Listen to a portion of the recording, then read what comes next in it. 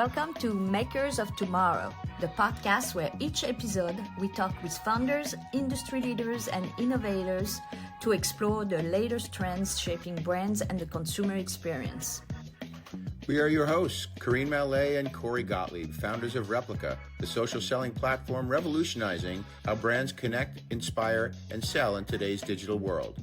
So whether you're a brand leader, entrepreneur, or just fascinated by the evolution of digital commerce, you're in the right place. Let's dive in.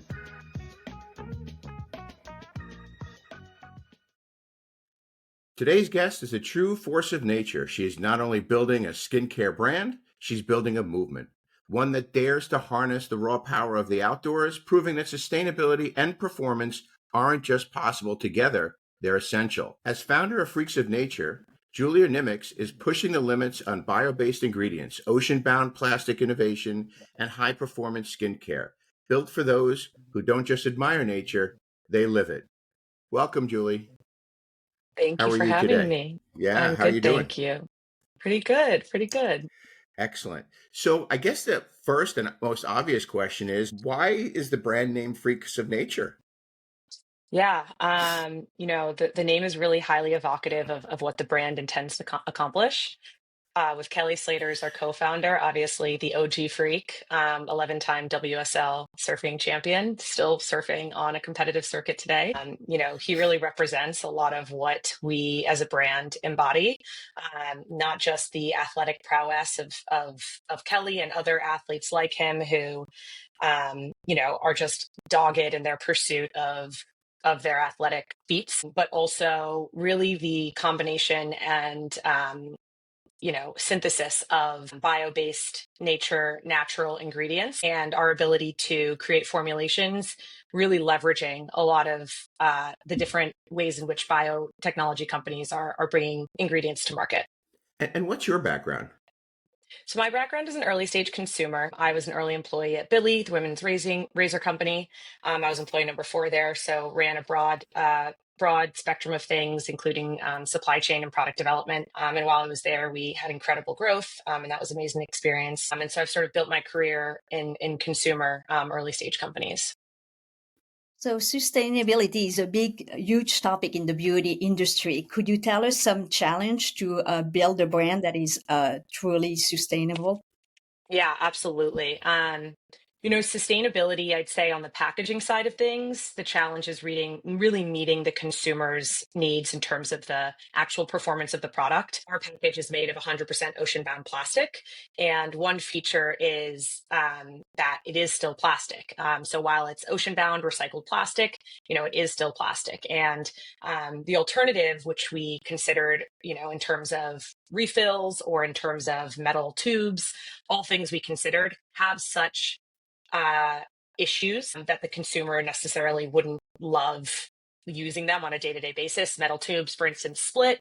If you're using a mono material, if you're using a dual material, then it isn't recyclable. And so really balancing that actual experience of with the customer and the product with your sustainable goals is the challenge. And then on the ingredient side, I'd say the challenge is really that what consumers perceive as sustainable is really, in a lot of ways, I can make this at home, or I can read the ingredient list and I know everything on it.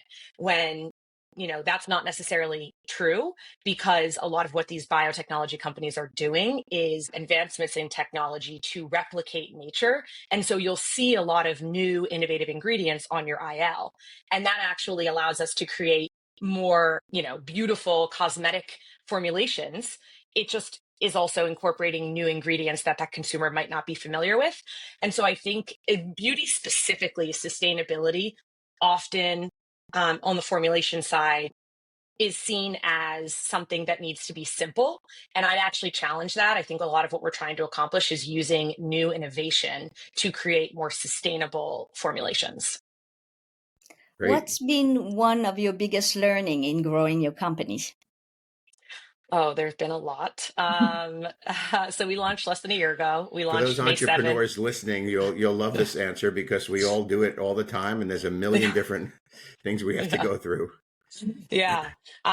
So I'd say, the biggest learning, there's probably two. And the first is to diversify from day one. I think it's really hard when you're an early company in this day and age, or sorry, in any day and age, to feel as though there's enough time in the day to sort of build strategies for different channels or test into different channels. But I think in this day and age specifically, you need to have a diversified strategy in order to ensure you're not overly dependent on one channel, and that also you're testing into a lot of different ways of growing. The reality is what works for another brand probably isn't going to work for yours, right? Not every brand is the same. And so you really have to be dogged in terms of finding the time and the resources to be able to think through different channel strategies.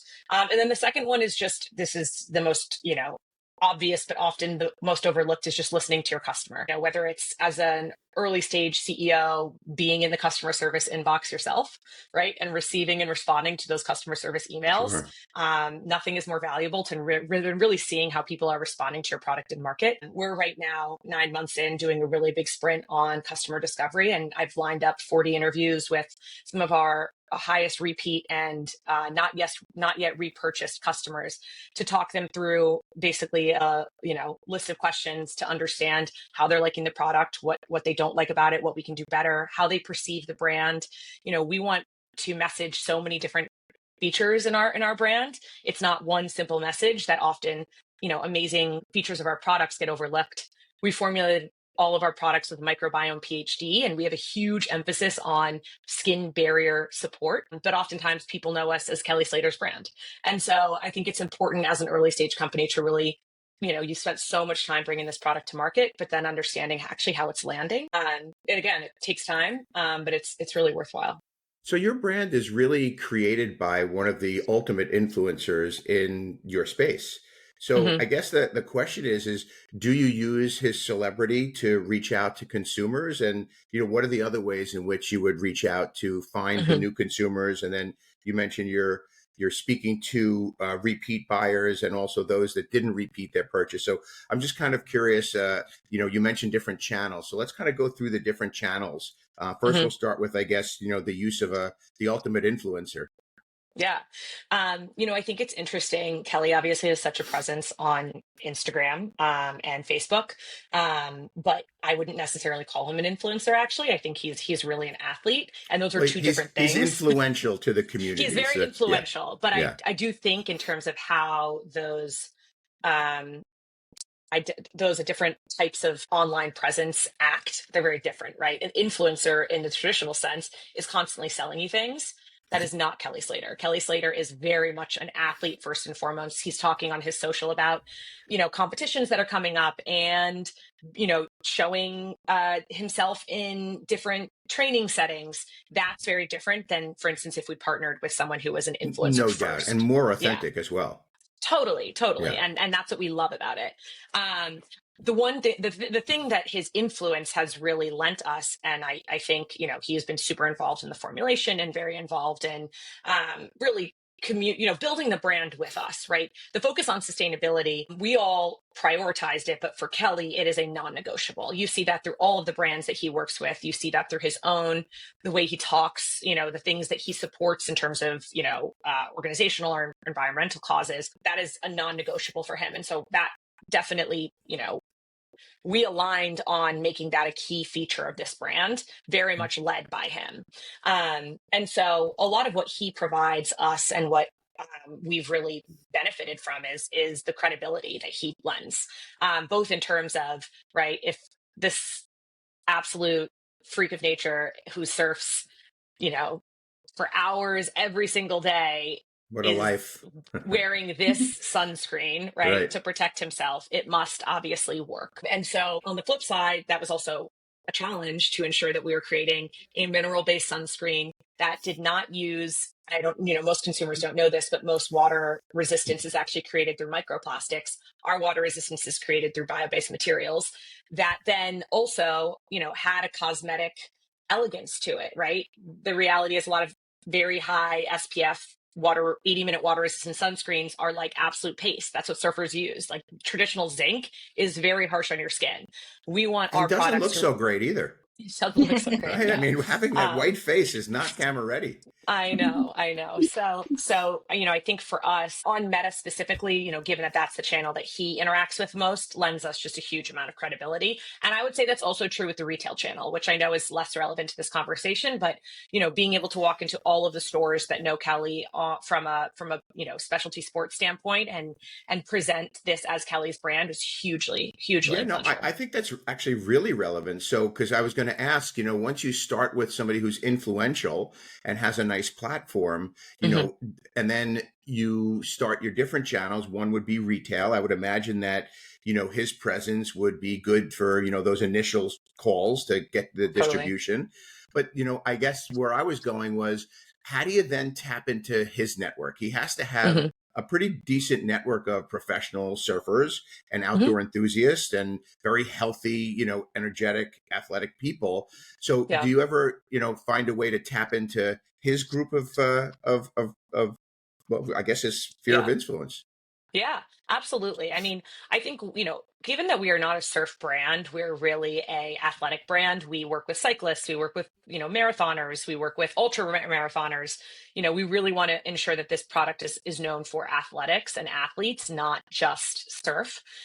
We actually have, I would say, worked with fewer surfers within his network just because we feel that we've really saturated or we have more saturation in that market with his presence. Sure. We've actually shifted, I would say, pretty immediately to want to find people who embody Kelly's qualities in other sports. So, for instance, in our launch campaign, we worked with Nina Williams, who is an absolute freak of nature as it pertains to climbing, really someone who is at the top of her professional game, but also embodies in the way that Kelly does a real figurehead in the climbing community. And then we worked with Ocean Ramsey, who is an ocean conservationalist. I think she can hold her breath for some insane amount of time underwater. She swims with the most insane and beautiful aquatic life. But really, her focus is conservationalism in oceans. And so wanting to ensure that we were, and not just seen and not just saturating surf, but really ensuring that we're touching into other markets as well. Sure. And when you say working with these professional athletes, what does that mean exactly? Like, because, we want to kind of emphasize, I mean, obviously we've heard a lot about your brand, which is Hmm. a really good, lesson for everybody out there that, there is a niche, you find it, you find the right people who understand it, you build a product and then you start to market it. And so I think Yeah. that's the part that we're up to now is marketing it. So when you say Yeah. working with, other people in the industry, other freaks of nature, if you will, Yeah. what does working with them look like to you? Yeah. So one correction. Freaks of nature, if you think about it, is not a niche, right? 160 million Americans spend active time outside every month.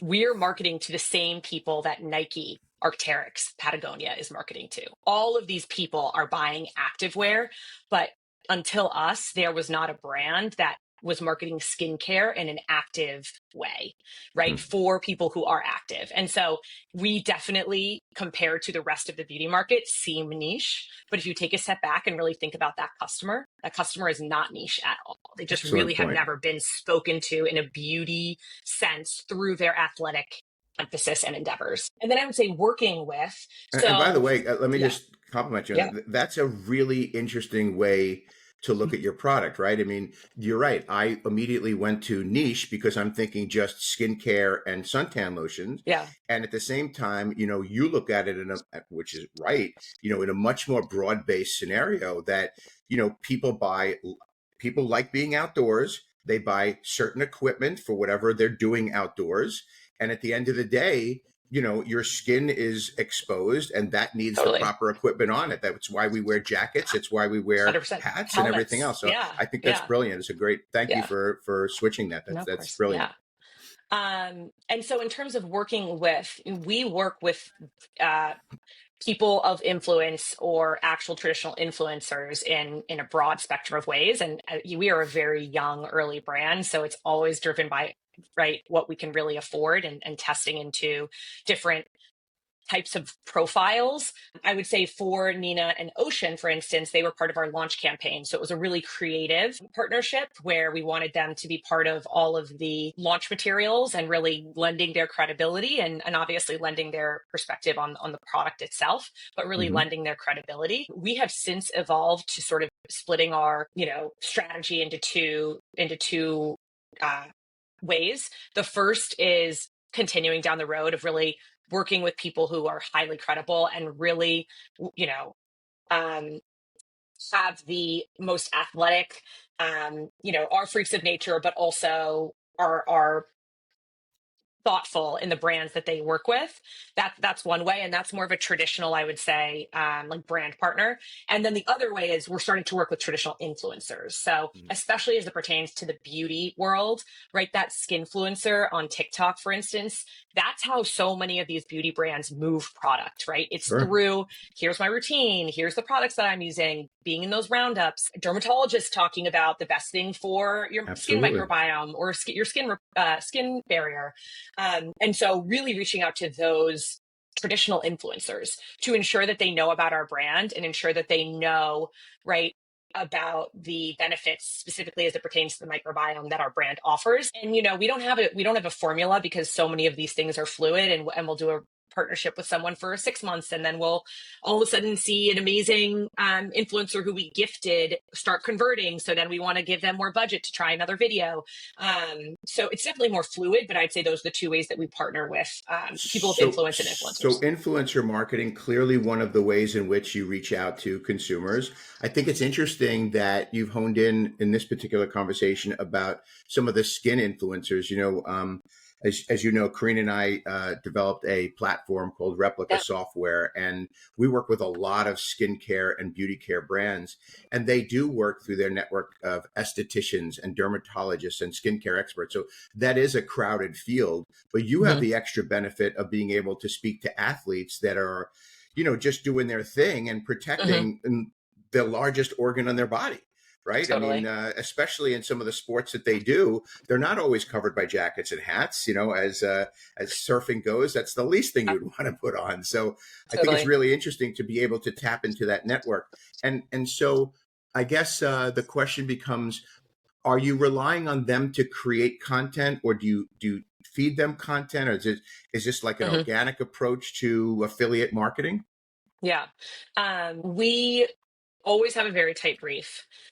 We really take our time understanding and sort of familiarizing ourselves with the people we're working with to say, do we think that their content, is it going to go on our channel, or is it going to go on their channel? If it's going to go on their channel, it should be totally authentic to what they do, right? We don't want to, we have a very specific way. If you go on our Instagram, you'll see it's a very highly produced, less raw way of really showcasing our product and our brand. We want to be seen as, in the same way a Nike and Arc'teryx, that's the sort of standard that we've set for ourselves internally as when we're putting out content.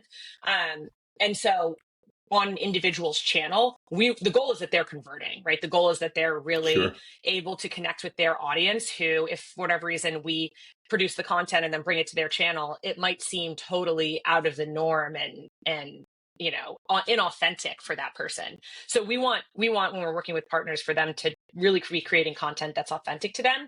That said, especially as it pertains to athletes, not all of them are content creators, right? Many of them are athletes. And so creating the content is really secondary, in which case we're happy to sort of support in any way possible to be able to produce something that they feel good about, right? That reflects their version of how they want to be talking about a product. And what's the call to action? Are they speaking about, purchasing the product? Are you driving traffic to your e-commerce site, or are you using like the TikTok checkout and Instagram checkout, which has its benefits and also has its downfalls?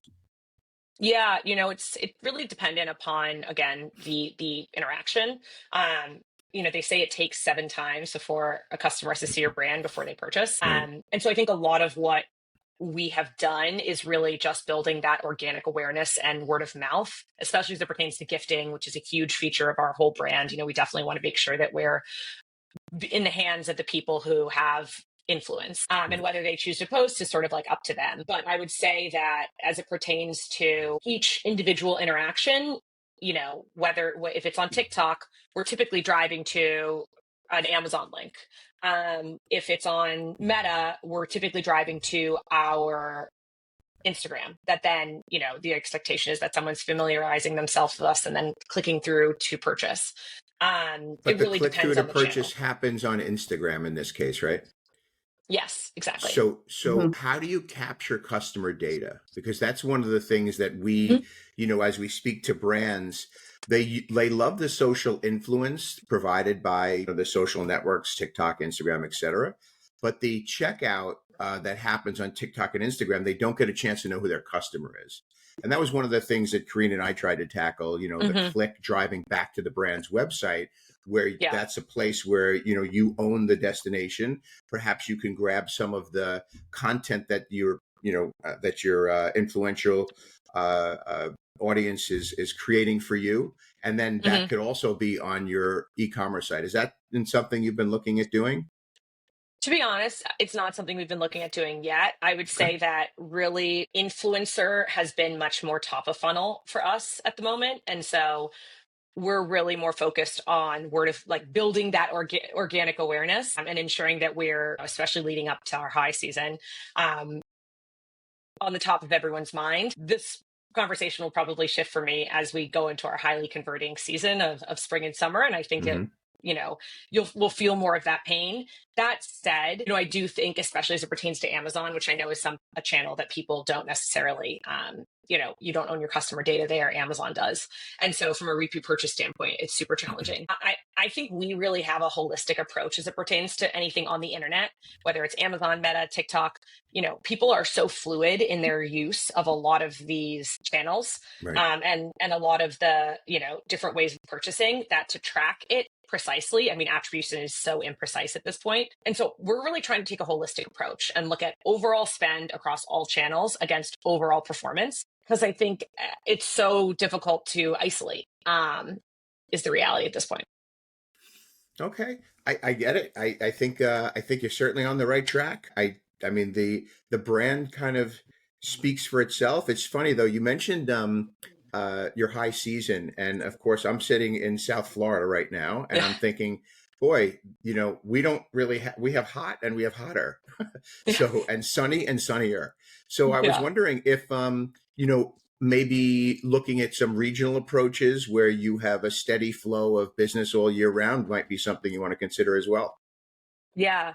I think on retail for sure, we have a sales rep out of South Florida who's, definitely bringing a lot of business our way. Similarly with California and Hawaii, you don't really have a business there that, you don't really have a business there that's seasonal. I'd say in e-com, what we found at least, and specifically for, let's say Amazon, the search volume, if you look at the trends for mineral sunscreen, it's just highly seasonal.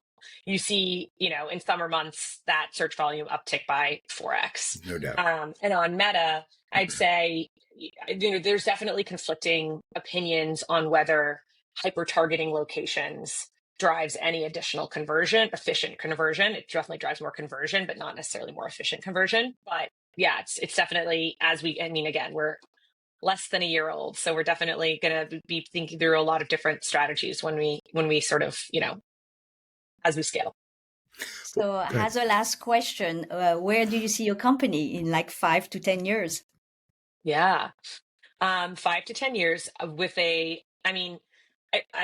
was working on earlier this morning, sort of the product roadmap for next year. And I think what's so great and cool about our brand is it's not going to follow your traditional beauty arch in terms of, the product launches. I think we're really speaking to athletes and active people here. And so that allows us, just more creativity, I think, in terms of what we'll be able to really launch and bring to market. So I think 5 to 10 years, major retailer, significant e-com business, significant Amazon business, and really a product portfolio that speaks to the holistic athlete, not just sun cream, not just, skincare, but something that's really the whole body health, because that's really what we're focused on. We're focused on skin health. Your skin is your largest organ, as Corey mentioned. And, when you ask people, what supplements they're taking, especially athletes, so many supplements. They've done so much research. And then you ask them in the same breath, what are you doing for your skin health? And, the answer is less inspired. Yeah, It's more haven't thought about that one. I haven't thought about it. And I think that, when you talk about longevity, or when you talk about what people want out of life, they want to continue doing what they love longer. And I think that there's just a significant product suite that can be brought to market that really supports athletes, but really anyone who's active in those efforts. So before we wrap up, I know that you had mentioned to us that there's a new product coming out. Yeah. Do you want to tell us a little bit about it? Yes. And if there's going to be any differences in the way you approach, the market for visibility and ultimately driving conversion? So it came out yesterday. It's our SPF 50 Sun Stick. Looks amazing. It's a really beautiful formulation. This is made with microalgae oil, actually. So again, working with a biotechnology company is to bring this to market, but a really beautiful formulation, SPF 50, 80-minute water resistance. And the great thing about this product is it actually has an almost invisible finish and is highly moisturizing, which if you've tried a lot of other SPF 50 sticks on the market, is really hard to achieve. So this launched yesterday. We have a beautiful campaign that it's called Stick to It, and it's all about the athletic, effort and trials and tribulations it takes as you're trying to land a new jump or, hit achievement that you haven't hit before. Really great campaign. And we launched the traditional way we launched previously, which is, on Meta and on ecom. The big difference here is there's a really big gifting push on it, just given how much confidence we have in the product. I would say we're probably, Do you gift to podcasters? Absolutely. Absolutely. I do. We'll buy it. We appreciate the entrepreneurial spirit.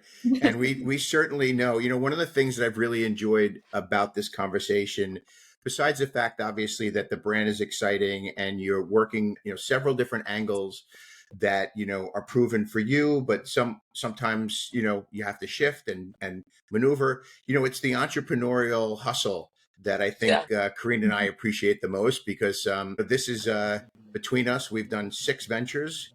We've been doing this for 8 years now.